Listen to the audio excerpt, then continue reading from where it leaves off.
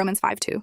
Through him we have also obtained access by faith into this grace in which we stand, and we rejoice in hope of the glory of God. After you choose to follow Jesus, you begin something called sanctification. Sanctification is a long, fancy word that essentially means going through the process of becoming more and more like Jesus Christ.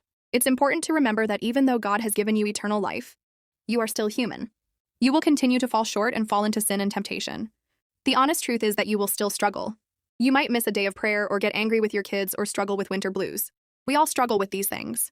This next part is important, though, because even though you and your life aren't perfect, you have hope in the one who is.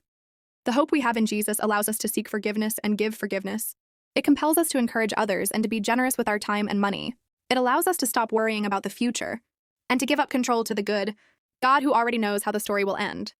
The hope of Jesus changes our desires to match his and gives us the fortitude to resist temptation and continue to turn away from sin. Most importantly, our after choosing Jesus is not just about us becoming more like him and learning more. It's us telling others around us about who he is and what he has done. Paul's story of coming to Jesus is an encouragement. It is proof of what God can do in someone's life. But his story doesn't end at his moment of salvation. In fact, his story is just beginning when we meet him on the road to Damascus. Paul goes on to write 13 books in the New Testament, plant at least 14 churches, and take 4 missionary journeys.